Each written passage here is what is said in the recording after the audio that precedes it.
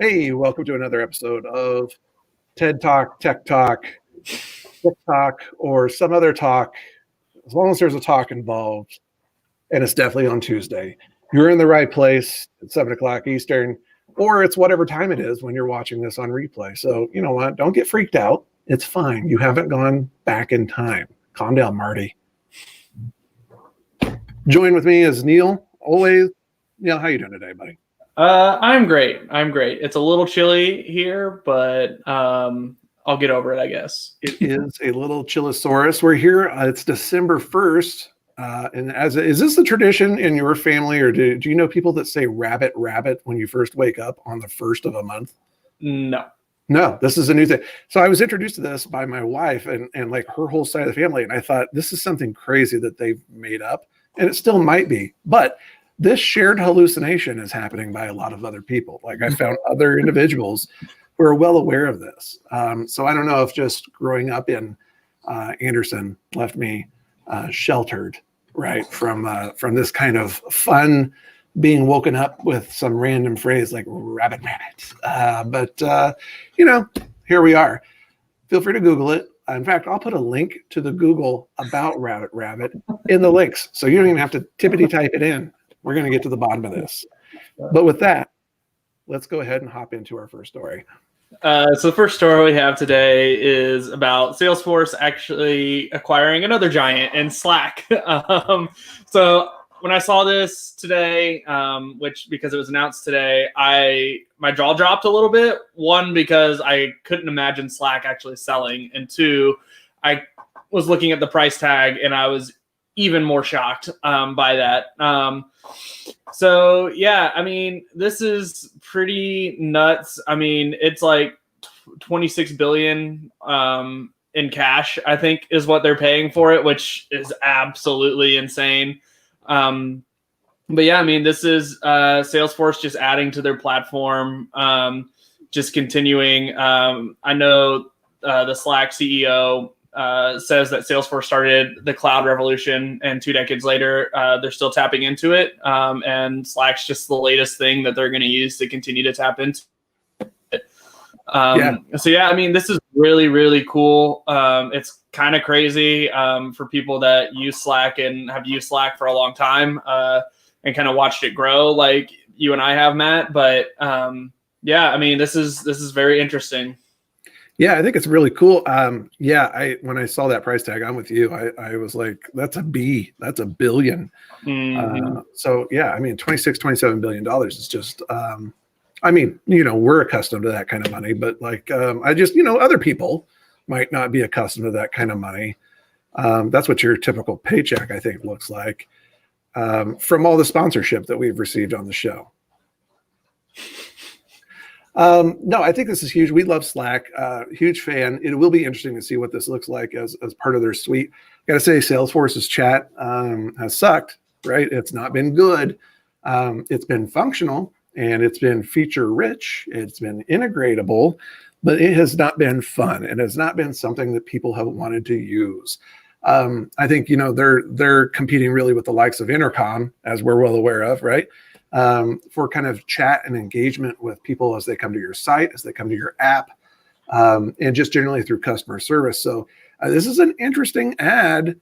Also, let's not forget, right? Salesforce is really their core is around kind of a customer relationship management software, right? Or CRM.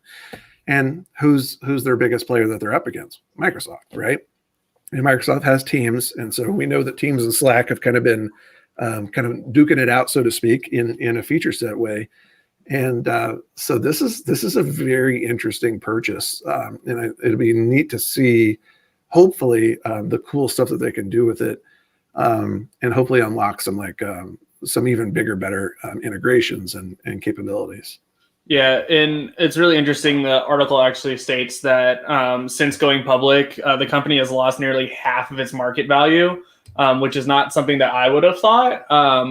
But yeah, so I mean, and they haven't really been turning a profit for like the last 3 quarters or so. And that's since they've gone public. So yeah, and apparently there was no clear way to become profitable for them. So if you're taking those things into consideration from a business standpoint, it kind of makes sense. And I think it makes perfect sense for Salesforce to pick this up to try and compete with Microsoft in certain areas, and extend their business profile and just kind of diversify a little bit. And yeah, I mean, I think it makes perfect sense from Salesforce. I just wasn't expecting it from Slack's end, I think is where I'm at. Yeah, no doubt. Well, I mean, pretty much all but one implementation of Slack I think that I've ever used, and maybe you too, has been part of the free set. So yeah, it's not a real surprise that they're not turning a profit, but hopefully they can figure that out. I'm sure Salesforce will help them. I suspect they will. In more futuristic, I guess going back in time again, right? So this is kind of a future meets present, is this next story. And it's around Ready Player 2. Which I ran out and bought, like triumphantly. And then I read the reviews, which is not how you're supposed to do it. But Ready Player 2, the follow-on to Ready Player 1, is a sequel that kind of just dropped. And I was actually pretty excited about it because it really kind of picks up where the last one left off, so to speak, and kind of continues that story. So I am still excited to get into it.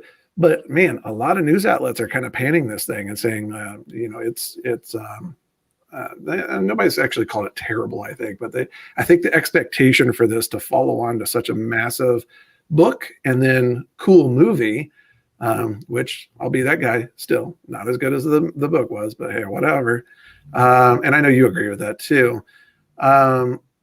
But I get it, right? So I mean, so here, Ernest Cline's kind of gone back to the pool for this again, and it's the same general characters, and kind of riffing about some some of the old stuff, but it sounds like some kind of new themes, and kind of like, where do you go from here now that you're a huge celebrity and kind of the face of tech. So I suspect that there's some commentary here for the likes of Mark Zuckerberg and so on and so forth. So I don't know. I'm definitely going to give this a read. Is this something that you're interested in? Yeah, I'll definitely give it a read. I am very surprised that the author decided to make a sequel, particularly because Ready Player One was such like a hit. Like even before it was a movie, like it definitely had like a very large following. I mean, just the thought that had to go into Ready Player One, with all of the references and how all of those references tie back to everything. And like, I mean, the sheer amount of effort that goes into creating something like that is a lot, because he effectively created a puzzle within a novel in itself. So like writing a novel is hard, then writing a puzzle within a novel that somebody has to solve, but has to keep the user, or like keep the reader still trying to figure out the puzzle too. Like, I mean, he did a great job with the first one, and I have a hard time believing that it's going to be this sequel is going to be as good, but it's kind of one of those things that maybe it'll grow on you after a read or two, and I mean, it'll be interesting to see the different kind of commentary that comes with it as well. So I'm definitely going to give it a read. I don't think my expectations are super high, which I think will help. Because I am not trying to make it Ready Player One. I understand It's a different novel. I think that's where I'm at. Yeah, it looks like I actually hadn't even looked at the page count on here, but it looks like 366. Not counting the acknowledgments and things like that. So I mean, it's not a huge book either, so it should be a pretty quick read. I'll definitely be back to give this kind of a rundown of it, and certainly pass it over to you. Yep. And that's just how we do. That is how we do it. And the last thing we have today is something that we have talked about before on the show, which is facial recognition software and how masks have been driving it absolutely crazy. This article here is stating that it is getting better, and it is, but only marginally. and in very specific ways. So there actually is a institution that tests these things. So like you would send in your software and then they would run it through a series of tests with images and say, can you match these things up?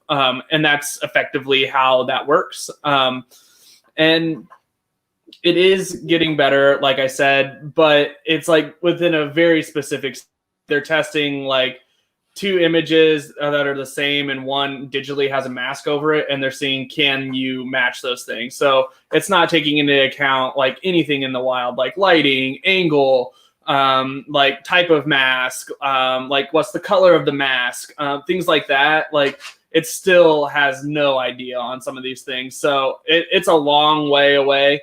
But yeah, I mean, it's very interesting that it is going to get better. I think we knew that that was going to happen in this COVID world that we live in. But it is very interesting. They are using social media pictures of people in masks, which we had touched on before, that how that's like not really cool. And they're also asking like their own staffers to send in masked images and buying photo sets from people to make this happen. So yeah, so they are able to make matches when 70% of your face is covered. And again, these are like very specific images that they're using to make this happen. So this is a long way off. But yeah, I mean, I think it's really interesting. There are some interesting factors that come into play, particularly with higher error rates with women of color, which I thought was really interesting. I'm not really sure what the software has a problem with there, but a lot of softwares have issues there. There are also very interesting things where like a black or a red mask are harder to detect than like a blue or a white mask, I think. And so, yeah, it's very interesting. Like they're finding out that like different mask styles and different colors are harder to detect who the person is. But yeah, it's interesting that the tech's getting better, but I also don't necessarily like that the tech's geting better either. So yeah, I think that's a big deal. I mean, honestly, for me, there's a privacy perspective to this, right? And I mean, I can definitely see. I mean, we know that there are some regimes that are already, using facial recognition and using a lot of technologies to try to track the when and where and activities of their constituents, we'll say. And yeah, this is one of those things where the technology in itself isn't flawed, and it isn't natively, so to speak, evil or have any kind of thoughts or feeling on it either way, right? But it's the use of it. It's not a far stretch, I think, to see how it might be used nefariously. Yeah, so if you're interested on how they're actually matching it up with mass and such, they're using position, shape, and size of people's eyes and nose, and then like the overall facial structure itself. So yeah, so it's very interesting that they're using very specific points on your face to say, okay, these are the things that we know are going to stay the same, and we're going to be able to see regardless of if they're wearing a mask or not. So yeah, I mean, I can imagine that even fuzzy matching, within some threshold of error, if you have a collection of suspects, so to speak, right? I could see again where that may be quote unquote good enough and could be used poorly in some decision making and could definitely affect people's lives. So yeah, I don't know. It is interesting. I like that. It's cool to see the science behind it. It's cool to see the technology. But definitely the watchdog kind of comes alive, I guess. Yeah, definitely. Particularly when the Black Lives Matter protests were happening and they were actually using facial recognition software to track people down. That's the scary part. But it is what it is. If we let them do it, they're going to do it. So it's true. But yeah, I do think it's cool. The error rates are getting significantly better. I think, let me find it here again. So yeah, the error rates are jumping from 0.3 0.3% without mask to about 0.5 with mask. I think is what. I think that's what that's saying. So I mean, it's 5%. Sorry, I think I said 0.5. So it's pretty significant change there. And again, these are all under perfect conditions. I want to keep stating that like this is nowhere near ready to be used in the field. So good point. But yeah, so with that, that's all we have for today. So thank you for joining us on this edition of Tech Talk Tuesday. If you want to read up on any of the things that Matt and I talked about today, including Rabbit. That's right, including Rabbit. You can find it in the description below. And while you're there, how about you go ahead and give us a subscribe or follow us. That way you don't miss any future editions of Tech Talk Tuesday. We go live every Tuesday at 7 p.m. Eastern time. So we'd love for you to join us live. We love talking to you guys live. And if you guys have any questions that you want us to answer either on the show or not on the show, you can go ahead and hit us up on Twitter. Both of Matt and I's Twitter handles are below. His is the Matt Ray and mine is just Neil Tardy. And with that, we'll see you guys next Tuesday.